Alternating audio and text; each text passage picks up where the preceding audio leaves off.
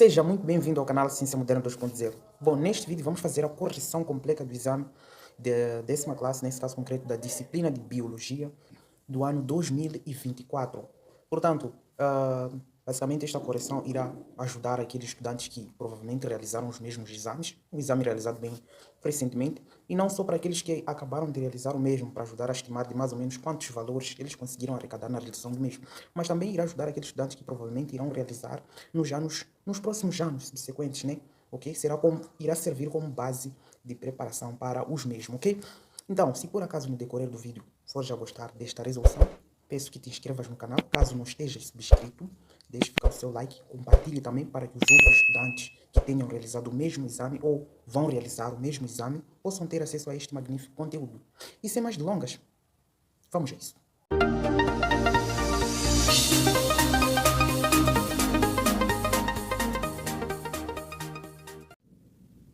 Muito bem, senhores, vamos começar com a nossa resolução. Mas antes de começarmos a atacar as questões, eu gostava de mostrar todo o exame. Bom, basicamente aqui no cabeçalho não há novidade. Eles estão a dizer que o exame contém 10 perguntas, por aí vai, 90 minutos, primeira chamada, por aí. Então conseguem ver como está explícito aqui no cabeçalho. Agora, eu gosto de mostrar todas as perguntas e muito mais para situar a ti que estás a assistir este vídeo, de modo que tenhas noção daquilo que aqui iremos resolver no decorrer do vídeo. E também se tu por acaso estiveres interessado em resolver deste lado e depois conferir no decorrer do vídeo as respostas, ok? Então basicamente aqui este exame estava muito simples, ok? Foi um exame muito, mas muito simples, isto na minha opinião, né? É um exame bastante simples. Não vejo nenhuma novidade para quem se preparou com os exames anteriores, basicamente. Não tem muita novidade, é quase a mesma coisa. Os exercícios é que mudam, lógico, né? Mas a matéria sempre é a mesma. Os exercícios é que mudam. A matéria sempre é a mesma. Então, se tu dominas a matéria, já sabes, já estavas acima de muita gente, ok? Então conseguem perceber que nós chegamos ao fim, como vinha no cabeçalho, que o exame continha 10 perguntas e chegamos ao fim deste exame e vamos começar a resolver, visto que eu já mostrei todas as perguntas que aqui foram trazidas neste exame, ok? Então, atacando logo a primeiríssima questão do exame, o número 1, diz o seguinte: ácido nucleico. Ácidos nucleicos são macromoléculas constituídas por nucleotídeos. A linha A. Mencione as bases azotadas existentes no ADN. Bom, esta pergunta basicamente é uma repetição também do exame do ano 2023, se não me engano, ok? Então, basicamente aqui não tinha nada, era só um bônus, era para tu não teres zero no exame, ok? Era somente para tu mencionar as bases azotadas. Nós já sabemos que quando falamos de ácidos nucleicos existem dois tipos, o DNA e, o que é a mesma coisa dizer ADN, ácido desoxirribonucleico, e o RNA, que quer dizer ácido ribonucleico. E esses dois tipos de ácido apresentam umas certas bases azotadas, ok? As bases azotadas, estamos a falar daquelas letrinhas, adenina, timina, citosina, guanina, por aí vai, ok? Então, cada uma delas apresenta um tipo de base específica para cada molécula deste ácido, ok? Basicamente, 3 bases são iguais para os dois ácidos, mas diferem de uma base, um ácido do outro, ok? Então, basicamente, a linha A, ok? A linha A, ias colocar a resposta, as bases, ok? As bases azotadas existentes no ADN são, ok? Então, basicamente, irias mencionar essas bases que estão a pedir aqui. Então, temos a primeira base, ele colocar de preto, ok? Temos a adenina, que é representada por A maiúsculo, ok? Depois, vírgula, temos mais que adenina. Depois temos a citosina, ok? Que é representada por C. Depois temos quem? Temos a guanina, guanina, que é representada por G. E, ok, a última, como estamos a falar do ADN, a última base seria a timina, ok? Timina, que é representada por T. Então, basicamente, no ADN nós encontramos essas 4 bases azotadas, ou seja, adenina, citosina, guanina e timina. E se fosse no RNA? No RNA seria diferente, porque o que difere no RNA do DNA é basicamente a última base azotada. Então, se por acaso pedissem do RNA, e colocar aqui RNA, ok? RNA. As bases seriam basicamente estas aqui: adenina, citosina, guanina e uracilo, ok? Então conseguem perceber que a única diferença é que ao invés de timina temos uracilo no RNA, enquanto no DNA temos a timina, ok? Então fazendo isso, escrevendo que temos adenina, citosina, guanina e timina no número 1, a linha A, tu tinhas teus 2 valores, ok? Sem discutir com ninguém, 2 valores garantidos. Então basicamente era um bônus mesmo, ok? Então muito bem, vamos para o número 1, a linha B, está a dizer o seguinte: quais são os constituintes de um nucleotídeo? Então querem saber um nucleotídeo é constituído por quê? Pelo quê? Ok? Quais são os elementos que constituem um nucleotídeo? Então a linha B. Resposta. Eu vou colocar aqui basicamente o que? Eu diria o que? O nucleotídeo é constituído, nucleotídeo constituído, é constituído por o quê? Três componentes, ok? É constituído por três componentes, ok? Que são, ok? Que são dois pontos, ok? Temos o quê? Acho que vou inverter aqui a pergunta, então vou escrever aqui embaixo. Que são? Quais são esses três componentes? Temos um açúcar de 5 carbonos. Chamamos de o que esse açúcar de 5 carbonos? É pentose, é a pentose, ok? Pentose. Então, é um dos primeiros constituintes de um nucleotídeo. Vou invadir a pergunta de baixo. Depois mais o quê? Este é o primeiro constituinte, ok? Então, o segundo constituinte, vou escrever aqui, mas depois irei apagar. Mas ok, vou escrever a vermelho. O segundo constituinte, estamos a falar de o quê? Uma base azotada. Epa, tá horrível isso, mas ok. Deu para perceber. Então, o que está vermelho é uma base azotada. Deixa eu ver se consigo melhorar esta escrita aqui. Então, vamos lá. 2, esse é o segundo constituinte. Uma... Ih, tá mais péssimo. Uma base azotada. Epa, tá mais péssimo que a primeira vez, ok? Então, basicamente, eu acho que conseguiram perceber a ideia. Deixa eu ver aqui. Ok, vou escrever aqui mesmo. Vamos lá. Segundo constituinte, né? Uma base azotada. Ok. E essa base azotada seria o quê? Basicamente estamos a falar daquelas bases azotadas que encontramos no DNA, assim como no RNA. Estamos a falar de adenina, timina, citosina, guanina. Tem que ser uma delas. Então, o nucleotídeo tem que ter uma dessas bases, ok? Tem que ter uma dessas bases e tem que ter um açúcar, que é a pentose, que tem 5 carbonos. E o último constituinte, e o quê? E um grupo fosfato, ok? E um grupo fosfato, ok? E um grupo fosfato. Então, são esses três constituintes que constituem um nucleotídeo. Eu vou apagar depois disto, mas deu para perceber o que aqui quis dizer. Então, na linha B, do número 1 estão a dizer quais são os constituintes de um nucleotídeo. Tu ias dizer que os constituintes de um nucleotídeo são... temos um açúcar de 5 carbonos, que chamamos de pentose, e depois temos o quê? Depois temos um açúcar, nesse caso que eu disse aqui, de 5 carbonos, que chamamos de pentose, e depois temos uma base azotada. Existem 4 bases azotadas, mas tem que ter pelo menos, não é pelo menos, tem que ter uma base azotada. Pode ser adenina, pode ser guanina, pode ser citosina, pode ser timina, por aí, mas tem que ter uma base azotada. E um grupo fosfato, acabou. Então, esses três elementos constituem um nucleotídeo, ok? Então, basicamente é isso que irias fazer no número 1, a linha B, que fazendo isso tudo, escrevendo que temos um açúcar pentose, e depois temos uma base azotada, e temos um grupo fosfato, tu já tinhas teu um valor, ok? Um valor. Então, vou escrever aqui, tu já tinhas teu um valor, escrevendo isso, tens pentose, base azotada e o grupo fosfato. Tinhas que ter um valor, se escreveste isso no teu exame, ok? Então, basicamente era isto. Eu vou ter que apagar isto que eu sujei aqui, porque eu acho que reservei um espaço muito reduzido. Vou apagar isto aqui, vou apagar a base azotada e o grupo fosfato. Ok, mas eu acredito que já tenham entendido a lógica, ok? Então, vamos para o número 2, diz o seguinte, faça a correspondência entre os conceitos da coluna 1 com as respectivas definições da coluna 2. Então, basicamente, aqui estamos a falar do quê? De divisão celular? Não. Estamos a falar de processos que ocorrem no núcleo, ok? Não, estamos a falar aqui de o quê? Temos aqui replicação, transcrição, ou seja, são processos que ocorrem na síntese dos ácidos nucleicos, DNA e RNA, ok? Então, são processos de transformação desses ácidos, dessas substâncias. Então, conseguimos perceber que na coluna 1 temos replicação, transcrição e tradução. E na coluna 2 temos as características, o que ocorre na replicação, o que ocorre na transcrição, o que ocorre na tradução. Então, basicamente, aqui é uma coisa muito simples. Nós sabemos que a divisão celular, temos a intercinese, ou seja, temos a interfase nesse caso, ok? Que é a primeira fase em que a célula não está em divisões mitóticas ou meióticas, ok? E esta interfase divide-se em 3 fases. Temos a G1S, a fase G1, a fase S e a fase G2. Em que na fase S é o local onde ocorre a duplicação do DNA, ou seja, a replicação do DNA, ok? Então, basicamente, e também temos o processo de transcrição e tradução. O que seria a transcrição? Vamos lá, eu vou colocar um esquema aqui. Vamos lá, eu tenho o DNA aqui, o DNA vai passar para formar RNA mensageiro, ok? RNA, e depois vai formar o que? vamos lá supor, vai formar proteínas. Proteínas, vai formar proteínas ou ligações peptídicas que formam proteínas.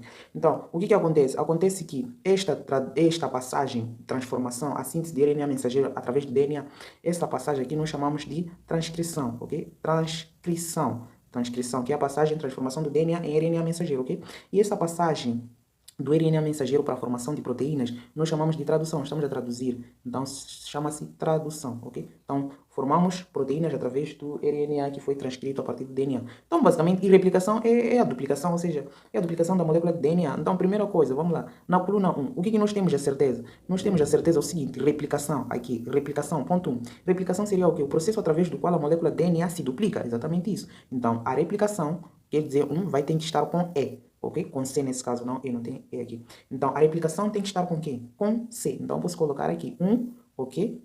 Está com C. Vou fazer a correspondência. E depois, o que nós temos? Transcrição. Transcrição eu já disse aqui. Transcrição é o processo de transformação, de produção de RNA mensageiro através do DNA. Então, estamos a dizer que a transcrição, estamos a falar, vamos lá, letra A, linha A lá em cima. O processo de formação de RNA a partir do DNA, a mensagem contida no DNA é transcrita. Olha só, por mais que tu não soubesse o que seria transcrição, veja, eles colocaram aqui, a molécula DNA é transcrita. Então, tu já tinhas noção do que seria transcrição. Então, basicamente, tu ias ligar aqui, a transcrição vai para o A, ou seja, o 2 está para o A. Então, aqui 2 está para o A. Agora, o que sobrou fica para ele mesmo, né? Então, o 3 vai ser para...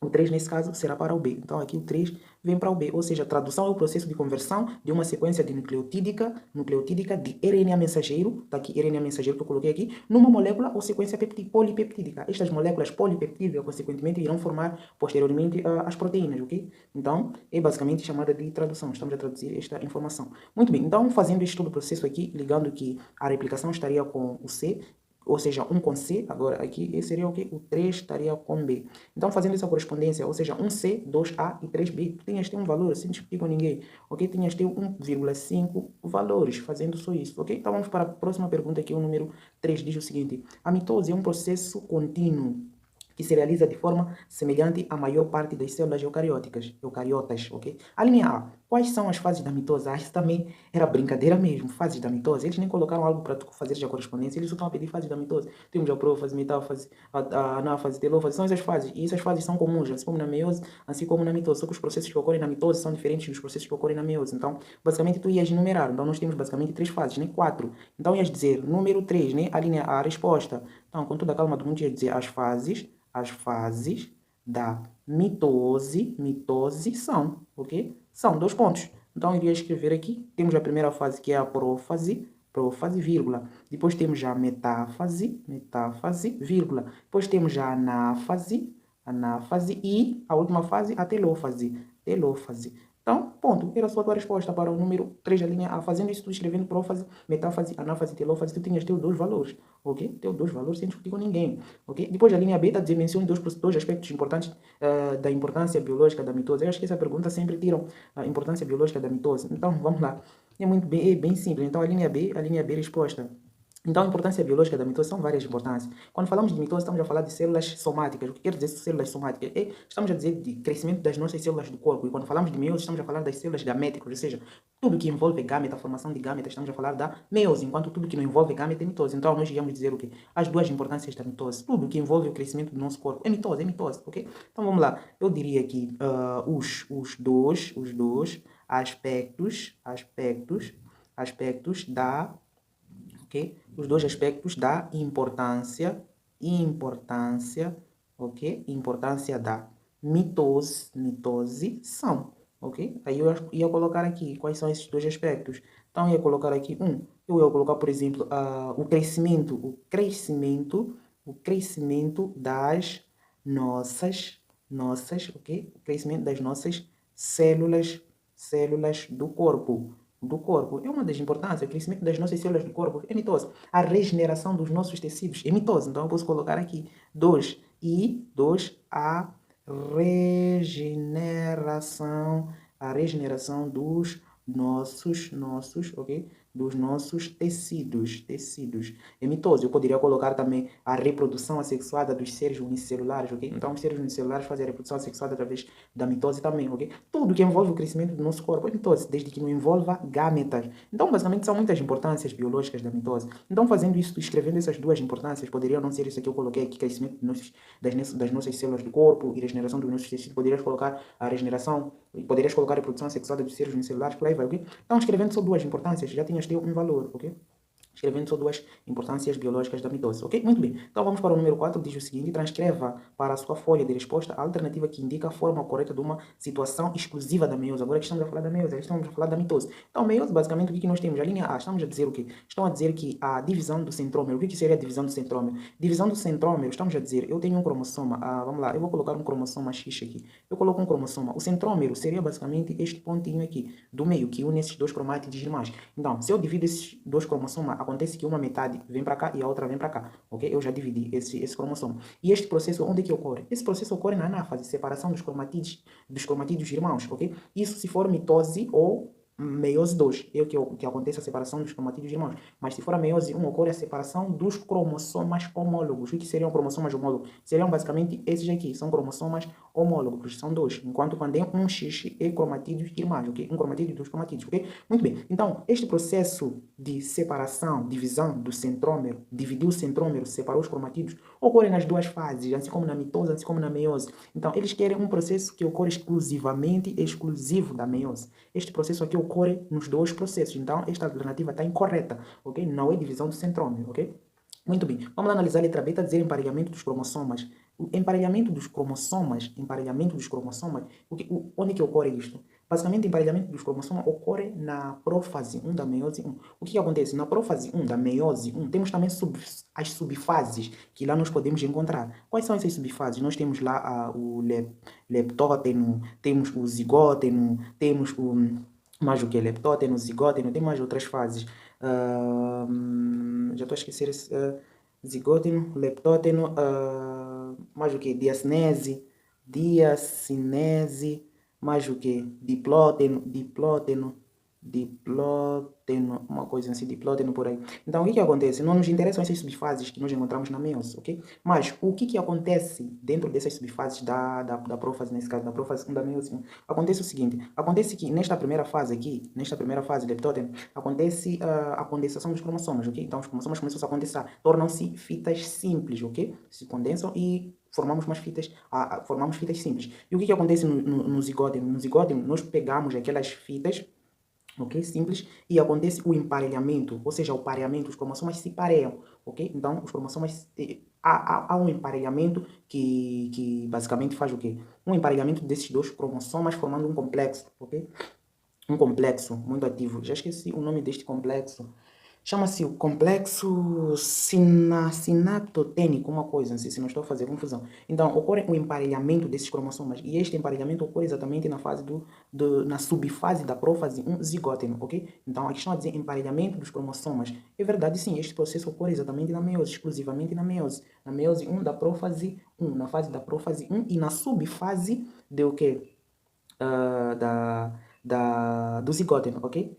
E é no diplóteno, né? Diplóteno, não sei se vou pronunciar bem essa frase, não tenho certeza, mas no diplóteno, se não estou a pronunciar mal, é onde ocorre também o processo de crossing over. Por isso que dissemos que no processo, na subfase da prófase 1, ocorre o processo de crossing over. Esse crossing over ocorre numa dessas fases. Falta mais uma fase, para esquecer. São 5 subfases da prófase, para esquecer essa outra fase. Mas nesta subfase da prófase 1, ocorre o processo de crossing over, aquele processo em que, se nós temos dois cromossomas, eles trocam informação do seu material genético. Então, depois de ocorrer o processo de crossing over, acontece que eles trocam informações. Ou seja, eu teria mais ou menos isto aqui, ok? E este cromossoma azul, a perninha dele viria aqui no vermelho, e este azul também teria uma perninha da parte do vermelho, ok? Então este aqui seria o processo de crossing over, ou seja, trocam as perninhas, trocam o material genético. Então este processo também ocorre numa dessas subfases da prófase 1, nessas subfases, na fase de prófase 1, numa das subfases, ok?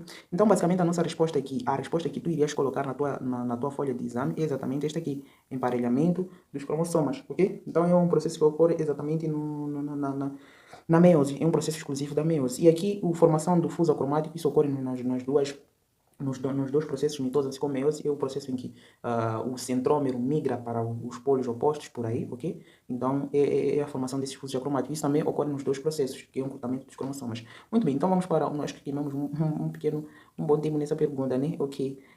Vamos para o número 5. Ok, fazendo isso tinhas quantos valores? Só copiando a linha alternativa B para a tua folha, tem um valor, né? Tem um valor, copiando essa alternativa B, emparelhamento dos cromossomas.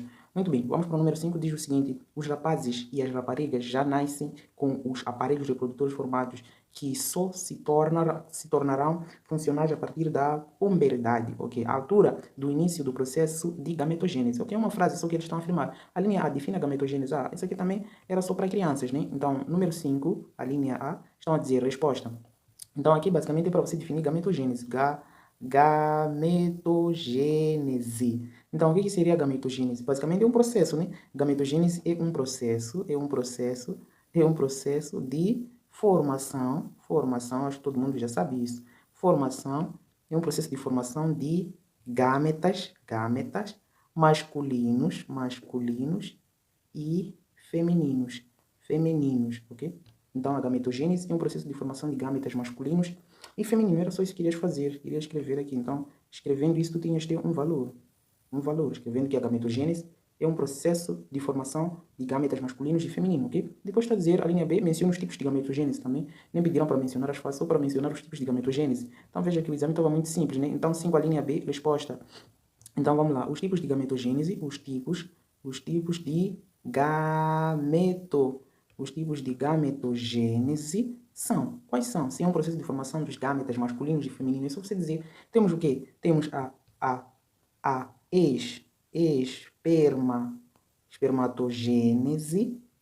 espermatogênese e a ovogênese. Só isso que queria escrever. A espermatogênese é um processo de formação de gametas masculinos e a ovogênese é um processo de formação de gametas femininos. Só isso que queria escrever. Então, basicamente, escrevendo que os dois tipos de gametogênese são espermatogênese e gametogênese, tu tinhas também quantos valores? Um valor também. Então, tu tinhas um valor fazendo isto. Muito bem, então não tinha basicamente nada no número 5. Vamos para o número 6, que diz o seguinte: a genética é a ciência que estuda a hereditariedade. Faça a correspondência entre os conceitos de genética, coluna 1, e as respectivas definições. Então vamos lá. Coluna 1 estão a dizer alelo, genótipo, homozigótico. E a letra A, a linha A da coluna 2 está a dizer constituição genética de um indivíduo, apresenta dois alelos iguais para a mesma característica e forma alternativa de um mesmo gene. Então, basicamente, alelos, quando falamos de alelos, estamos a falar das letras. Alelos é isso, ok? O, A, ok? Então, isso são alelos. Quando falam de letrinhas, são alelos. E quando juntamos dois alelos, isso é um gene, ok? Então, isso seria um gene, se nós juntamos dois alelos, ok? Então, vamos lá. Alelos é o quê? É basicamente a constituição genética de um indivíduo, ok? Alelos é a constituição genética de um indivíduo. Por quê? Se eu junto dois alelos, formam um gene. Ou seja, AA é um gene, ok? Esse Azinho é um gene. Esse AA grande é um gene, ok? Então, esse A é um alelo. É um alelo. E este outro A é um alelo. Então, alelo é a constituição de um gene, porque dois alelos constituem um gene. Então, você logo já estava a corresponder isso aqui numa boa, dizendo que alelo é a constituição de um gene. Ou seja, o 1 está para o A. Ou seja, o ponto 1, o 1 liga com o A, ok? Agora, genótipo. O que seria o genótipo? Genótipo nesse caso. Genótipo seria o quê? Seria a forma alternativa de um gene, de um mesmo gene, ok? Genótipo. É basicamente, são essas letras, são essas duas letras. É o genótipo, é o gene, ok? Então, é a representação dos alelos que este indivíduo vai apresentar. Então, basicamente, ligarias o genótipo com C. Então, estamos a dizer que o 2 vai com C. E o homozigótico, nós já sabemos heterozigótico e homozigótico. Agora, aqui, este primeiro, A grande, A pequeno, é heterozigótico. Por quê? Porque temos uma letra maiúscula e uma letra minúscula. Heterozigótico. E aqui, eu tenho uma letra maiúscula, minúscula. Eu tenho o quê? Homozigótico, ok? Por quê? Porque tenho duas letras minúsculas. Então, chamaríamos de homozigótico. Homo é algo igual, ok? O mesmo acontece aqui. Então, aqui, se eu tenho uma letra maiúscula, também é homozigótico dominante. Aqui é homozigótico recessivo. E aqui é heterozigótico. Mas quem está a dominar é esse A grande. Então, basicamente, o homozigótico apresenta dois alelos iguais para a mesma característica. Isso está muito óbvio, está muito claro, né? Então, estamos a dizer que o 3 vai com B. Então aqui o 3 liga com B. Então fazendo esta toda a correspondência aqui, 1 está para A, 3B e 2C, tinhas teu 1,5 valores, ok? 1,5 valores, sem discutir com ninguém. Okay, vamos para o número 7, diz o seguinte: em cobaias, a pelagem pode ser arrepiada, dominante ou lisa, recessiva. Cruza-se duas cobaias heterozigóticas. Então estamos a falar, estamos a cruzar duas cobaias heterozigóticas. Vamos lá. A linha A está a dizer o seguinte: represente o cruzamento num quadro de Punnett. Use as letras A maiúsculo e A minúsculo. Vamos lá. Pelo nossos dados, a linha A dados. Dados. Então temos o quê? Temos cobaia. Ok. Temos cobaia. Cobaia de pelagem. De pelagem o quê? De pelagem arrepiante. Ok? Então, cobaias de pelagem arrepiante. Temos o quê? A e A. Por que eu estou a colocar A e A? Deixa eu apagar isto e colocar a preto. Então, A maiúsculo e A minúsculo. Por que eu estou a colocar A maiúsculo e A minúsculo? Porque eles disseram aqui na pergunta que ambos são heterozigóticos. Então, se são heterozigóticos, um tem que ser recessivo e outro tem que ser dominante, ok?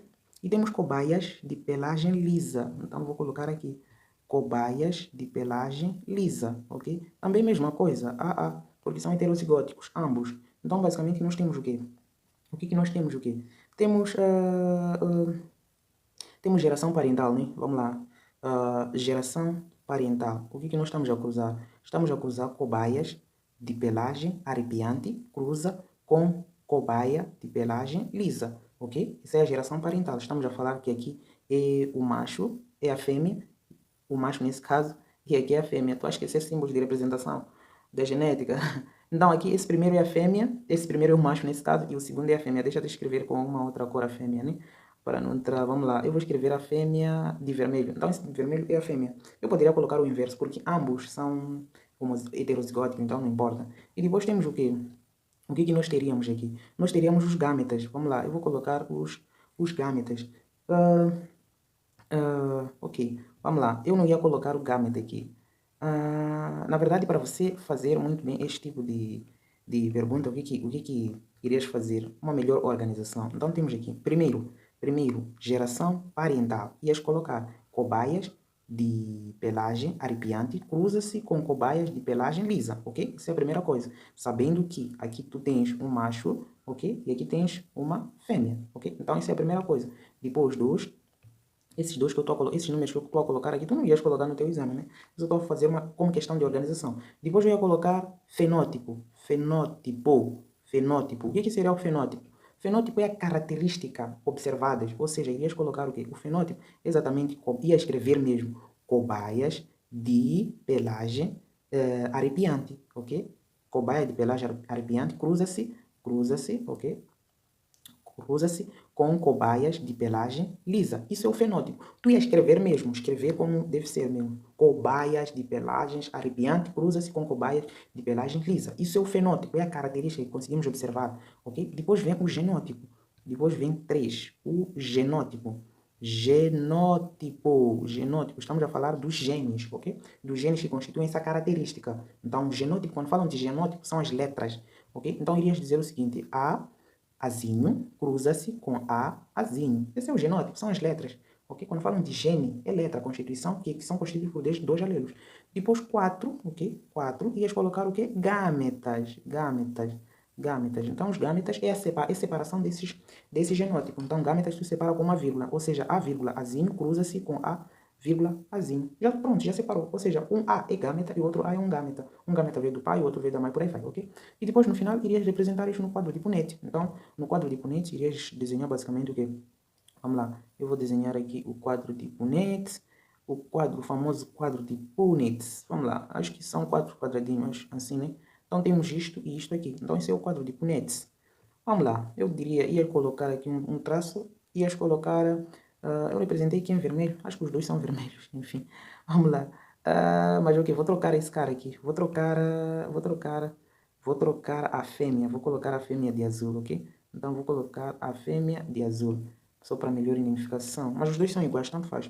Então, eu coloco aqui a fêmea, ok? E aqui embaixo vou colocar o macho. Aqui embaixo vou colocar o macho, ok? Então, essa parte aqui vem o macho e aquela parte vem a fêmea. Então, como os dois alelos são iguais, eu não vou precisar emagrecer em fazer o quê? Eu só pegar este primeiro gâmeta, vamos lá supor que este gâmeta é de quem? Este gâmeta é do macho e estes gâmetas aqui são da fêmea. Então eu pego esses dois gâmetas do macho, A grande e A pequeno, e preencho aqui. Estou a separar os gâmetas, ok? Então eu estou a separar basicamente o gâmeta. Então um gâmeta vem para cá e um gâmeta vem para cá. E daquele outro lado também, que é da fêmea, que corresponde à fêmea, vou colocar até a cor da fêmea. Então vem um gâmeta vem para cá e um gâmeta vem para cá. Eu acho que cometi um lápis aqui. Basicamente aqui eu ia colocar de vermelho, como está o gâmeta masculino. Então um A vem para cá e um Azinho vem para cá. É isso que eu fiz. Agora o cruzamento de punetes é basicamente você cruzar mesmo, né? Então este A cruza com este A, logo vai formar o quê? A grande, e depois este mesmo A vai cruzar com este A azul pequeno, vai formar A e A pequeno. Depois este A pequeno vem cruzar com este A grande azul, vai formar A grande. Depois, opa, sabe, deixa eu colocar até com... Deixa, só para melhor. Então, o que acontece? Esse A vermelho vai cruzar com A maiúsculo vermelho, vai cruzar com A maiúsculo azul. Então, fico com A maiúsculo vermelho e o A maiúsculo azul, ok? O mesmo A maiúsculo vermelho vai cruzar com A minúsculo azul. Então, vou ficar com o A maiúsculo vermelho e o A minúsculo azul aqui, ok? Depois, o A minúsculo vermelho vai cruzar com A maiúsculo azul. Posso começar com A maiúsculo azul e depois vem o A minúsculo vermelho, ok? Depois, o mesmo A minúsculo vermelho vai cruzar com A minúsculo azul. Então, vou ficar com A minúsculo vermelho e o A minúsculo azul. A minúsculo azul. Esse é o famoso quadro de Punnett. Se já preencheste, é só isso que ias fazer. Ok? Então, basicamente, preencher o quadro de Punnett é isso. Isso que estão pedindo na linha A. Representa o cruzamento no quadro de Punnett. Então, tinhas teu 1,5. Basicamente, fazendo este quadro aqui. Ok?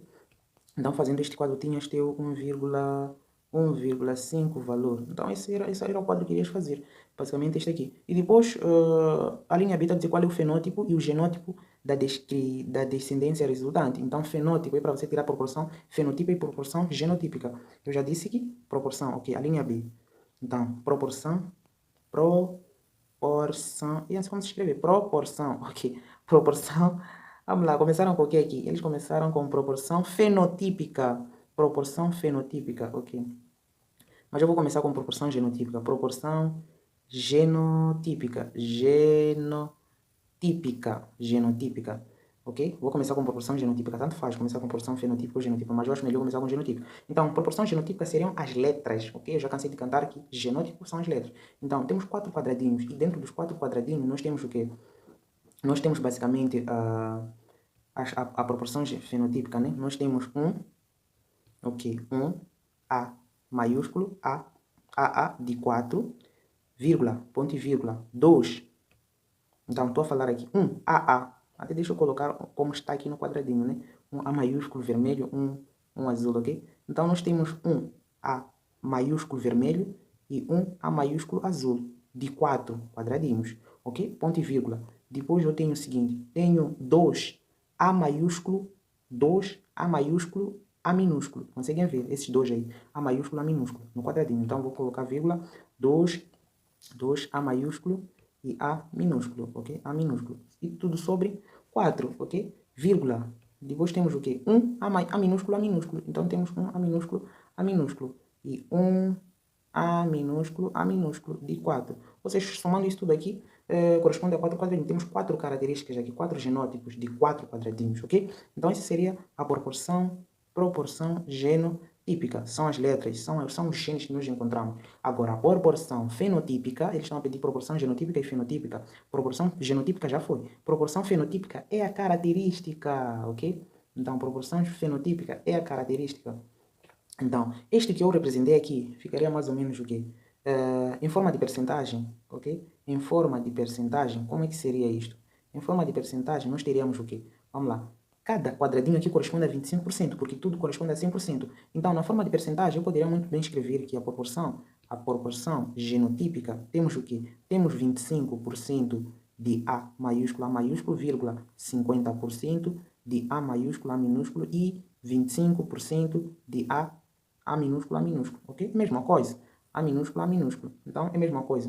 É a mesma coisa que eu escrevi aqui, só que apresentei na forma de percentagem. Cada quadradinho são 25%. Então, se eu tenho um quadradinho de A maiúsculo, tenho 25% de A maiúsculo, A maiúsculo. Se tenho dois quadradinhos de A maiúsculo, A minúsculo, tenho 50% de A maiúsculo, A minúsculo. E se tenho um quadradinho de A minúsculo, tenho 25% de A minúsculo, A minúsculo, ok? Então, é isso que eu escrevi aqui. Agora, a proporção fenotípica é a característica. Então, vamos lá colocar aqui proporção fenotípica. Não é de escrever proporção fenotípica, só vou escrever PF.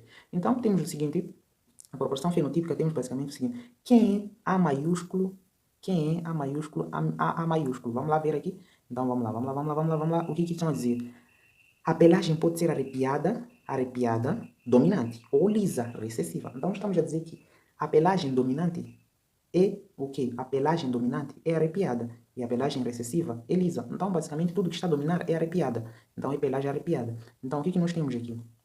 Temos o seguinte, este A maiúsculo é pelagem arrepiada. Este A maiúsculo, A minúsculo também é pelagem arrepiada, visto que o A grande está a dominar. Então eu tenho quanto? 25% de pelagem arrepiada mais 50% de pelagem arrepiada. No total, 75% de pelagem arrepiada. Então eu tenho o seguinte, tenho 75% de pelagem arrepiada, ok? De pelagem arrepiada e, ok? E o quê? E o que sobra para 100% são exatamente os 25%. E 25% de pelagem lisa. É com esse ou com Z?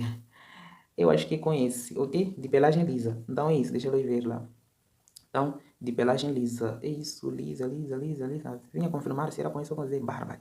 Então é isso aí. Então, basicamente, proporção genotípica tem 25% de A maiúsculo, 50% de A maiúsculo, A minúsculo, 25% de A minúsculo, A minúsculo. Que é a mesma coisa, 1/4, para isso que eu escrevi aí. E o fenótipo é a característica que nós conseguimos observar, ou seja, nós temos 75% de pelagem arrepiada e 25% de pelagem lisa. Era a proporção fenotípica que tu irias escrever, só isso, ok? Então, escrevendo a proporção fenotípica, tu tinhas um valor, ok? Escrevendo isto, que tinha 75% de pelagem arrepiada e 25% de pelagem lisa. Um valor, ok? Muito bem, então vamos para a próxima pergunta aqui, o número 8. Diz o seguinte, o síndrome de Turner é caracterizado pelo cariótipo X0 monossomia. Cite 3 manifestações que caracterizam esta anomalia. Então, basicamente, estamos a falar desta síndrome. O que tem a ver com essa síndrome? Então, basicamente, conseguem perceber que aqui temos o X0, ou seja, o X0. O que quer dizer isto? Isso implica dizer que esta síndrome ataca mais, é mais frequente em mulheres, ok? Então, ataca mais o cromossoma X, visto que a mulher tem 2 cromossomas, né? Ok? Então, seria basicamente a perda parcial do cromossoma X. E quando a mulher perde parcialmente o cromossoma X, o que acontece? Ela apresenta algumas características anormais. Nesse caso, eu que ia caracterizar esta síndrome na mulher, nesse caso, apresentando algumas manifestações clínicas, nesse caso. Então, nós temos basicamente várias manifestações. Uma delas, então, eles querem aqui que nós citemos 3 manifestações. Então, basicamente, eu ia dizer o seguinte: ok, vamos lá, as três manifestações são. Então, ela vai apresentar várias manifestações. Uma das manifestações, basicamente, seria a baixa estatura. Então, uma mulher muito baixa acima do normal, é provável que apresente esta síndrome de Turner nesse caso, ok? Então, a baixa estatura tem a ver com... Não estou a dizer que toda mulher que apresenta uma baixa estatura tem esta síndrome, mas uma altura muito baixa, sim. Eu diria que é provável que ela tenha, mas nem todas que têm uma baixa estatura têm essa síndrome, ok? Muito bem. Então, a outra característica nós teríamos, basicamente, ela pode apresentar um tórax, um tórax largo por aí, ok? Um tórax largo, uma característica que não é muito comum em verificarmos em mulheres. Então, eu diria que apresenta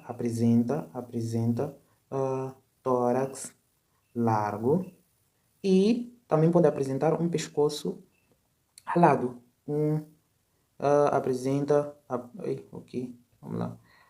E apresenta um pescoço alado, ok? Alado. Então, pescoço alado seria basicamente uma coisa meio um pouco mais, algo que não é comum ver em mulheres nesse caso, ok? Então vai apresentar um pescoço meio esquisito, assim, que você... E há algo que não é comum a quase todas as mulheres, vais perceber que esta mulher apresenta uma determinada anomalia, ok? Muito bem. Então, basicamente, seriam estas 3 características que uma pessoa com síndrome de Turner iria apresentar. Não só essas, mas apresentam muitas características, né?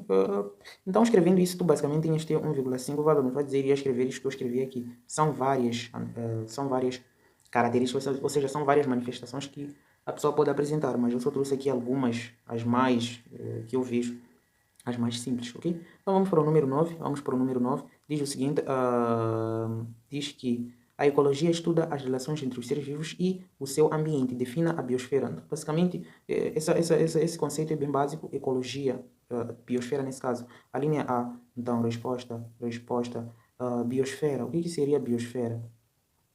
Biosfera seria o quê? Biosfera. A biosfera, basicamente, é um conjunto, é um conjunto, é um conjunto de todos os, de todos o quê? De todos os ecossistemas que existem, ok? Todos Opa, não está escrever por quê? Vamos lá ver. Então, é o conjunto de todos os ecossistemas. O que seria um ecossistema? De todos os ecossistemas. Eu acho que dá para perceber, só pelo que eu falei. Então, é um conjunto de todos os ecossistemas. O ecossistema, basicamente, é a junção. Nós já sabemos um conjunto de populações da mesma espécie, um conjunto de organismos forma a população. Um conjunto de população, basicamente, nós iríamos começar lá da base de tudo, onde começou tudo, ok? Partiríamos de átomos. Um conjunto de átomos forma molécula. Um conjunto de moléculas forma o quê? Um conjunto de molécula, ok? Iria formar uma célula, ok? E um conjunto de célula forma tecido. Um conjunto de tecido vai formar órgãos, sistemas. Um conjunto de órgãos vai formar sistemas de órgãos. Um conjunto de sistemas de órgãos vai formar um organismo. Um conjunto de organismo vai formar uma população. Um conjunto de população vai formar uma comunidade. E um conjunto de comunidade vai formar um ecossistema, ok? E um conjunto de ecossistema vai formar uma biosfera. O que seria ecossistema? Ecossistema seria um conjunto de população mais um conjunto de população, mas população estamos a falar de todos os fatores bióticos estamos a falar que tudo aquilo que tem vida e todos os fatores abióticos, ou seja, população, animais, plantas e temperaturas, luz, radiação, por aí. Então, é um ecossistema. E todo esse ecossistema, juntando todo esse ecossistema, ou seja, todas as partes habitáveis no planeta Terra, nós chamamos de biosfera, ok? Então, é a junção de tudo, todos os fatores abióticos, bióticos, tudo que tem vida, que não tem vida por aí, então nós chamamos de ecossistema. Então, de uma forma muito resumida, nós falamos que a biosfera é um conjunto de todos os ecossistemas, ok? De tudo. Então, é a biosfera, ok? Então, basicamente era isso, dizer que a biosfera é um conjunto de todos os ecossistemas. Tu já tinhas um valor só escrevendo isso aí, ok? E está a dizer, a linha B menciona dois fatores abióticos. Opa, eu já disse aqui ao comentar, nem sabia que iriam perguntar isso, ok? Então, eu já disse aqui. Então, basicamente, na linha B, resposta, os dois fatores abióticos, é abióticos ou abióticos? Abióticos, né? Abióticos são abióticos. Quando dizem abióticos, a negar, bio é vida, tudo que não tem vida. Então estamos a falar de fatores abióticos, todos os fatores que não envolvem vida. Estamos a falar de alguém muito simples. Sol é um fator abiótico, tem vida? Não. Sol, água, mais o que? Temperatura, mais o que? Radiação, mais o que? Lua, é para tudo que não tem vida. Então eu poderia colocar aqui. Então, um sol, ok? Sol e o quê? E o quê? Mais o quê? E temperatura. E temperatura. Temperatura. E temperatura. Como bônus, vou colocar e água. Ok? E água também é um fator abiótico. Então, não tem vida. Tudo que não tem vida. Então, eu coloquei aqui sol, temperatura e água. Mas aqui pediram só dois fatores abióticos, né? É tudo aquilo que não tem vida. Então, era uma coisa só de você pensar e escrever qualquer coisa que te aparecesse na tua cabeça. Ok? Então, vamos lá. Fazendo isso, tu tinhas quantos valores? Escrevendo dois fatores abióticos. Tinha um valor também. Então, tinha um valor escrevendo esses dois fatores abióticos. E, por fim, vamos fechar com a chave de ouro. Estão a dizer o seguinte. Um boi está cheio de caraças fixas à sua pele, sugando seu sangue. Depois está a dizer o seguinte, a linha A. A que tipo de relação biótica interespecífica se refere a frase? Então veja aqui, relação biótica, porque as duas coisas têm vida, o boi e a caraça têm vida. Se fosse relação abiótica, seriam duas coisas que não têm vida. Então veja como é que os conceitos são muito fáceis de compreender. Então basicamente nós queremos saber que tipo de relações. Temos relações interespecíficas e temos relações intraespecíficas. Interespecíficos, estamos a falar de relações em que existem organismos de diferentes espécies, ok? E intra, de mesmos organismos, ok? Então aqui estamos a falar de duas coisas diferentes, um boi e caraças, aqueles que sugam sangue, como aqui disseram. Então vocês conseguem perceber que a caraça está a ganhar o quê? Está a ganhar o sangue do boi, ok? Mas o boi não está a ganhar nada, está a ser prejudicado, está a ser sugado o sangue. Então basicamente nós estamos perante ao quê? A um parasitismo, ou seja, essa caraça é um parasita, ok? Então a linha A, resposta, ia dizer que tipo de relação biótica se refere, ia escrever basicamente se refere à relação de parasitismo, ok? É parasita. A caraça é um parasita, tá a sugar o boi não está a ganhar nada, ok? Se fosse mutualismo, um ia ganhar e o outro ia ganhar uma outra coisa por aí. Agora aqui estamos a tratar de um parasitismo, porque um está a ganhar e o outro só está a perder, ok? Muito bem. E a linha B, então fazendo isso, escrevendo que era simplesmente um parasitismo, relação de parasitismo, então tem os teus 0,5 valores. E depois a linha B está a dizer justifica a resposta. Justificar, já justifiquei, ok? As duas coisas eu já justifiquei aqui. Por quê que é parasitismo? Porque um está a ganhar e o outro está a perder. Resposta, porque o hospedeiro, porque o hospedeiro está a perder e o parasita está, está a ganhar, ok? A ganhar. Quem é o hospedeiro? O hospedeiro é o boi e o parasita é a caraça. A caraça está a ganhar sangue e o hospedeiro, que é o boi, está a perder o sangue. Então, porque um está a ganhar e o outro está a perder. Essa é a justificação. Basicamente era só isso que eu queria escrever. E fazendo isso tudo, tinhas ter um valor também, ok? E somando tudo isto que nós fizemos aqui, tu tinhas teu 20 sobre 20 valores, ok? Então, desta feita, nós terminamos basicamente a correção desse exame, que foi uma autêntica brincadeira, ok? Não tem exame aqui. Podes comentar aí nos comentários, podes deixar teu comentário aí, dizer se esse exame estava muito difícil. E também podes dizer de mais ou menos quantos valores conseguiste arrecadar neste exame. Mas o exame estava muito pacífico, ok? Estava muito amigável. E se por acaso no decorrer deste vídeo eu te ajudei a compreender algum conteúdo que aqui foi cobrado, gostaste da resolução, comenta aí nos comentários se gostou ou não, deixe ficar o seu like, compartilhe com teus colegas da sala de escola, teus amigos, ok? E eu acabo ficando por aqui e até a próxima oportunidade. Não se esqueça de se inscrever no canal, deixar ficar o seu like, compartilhar e fui!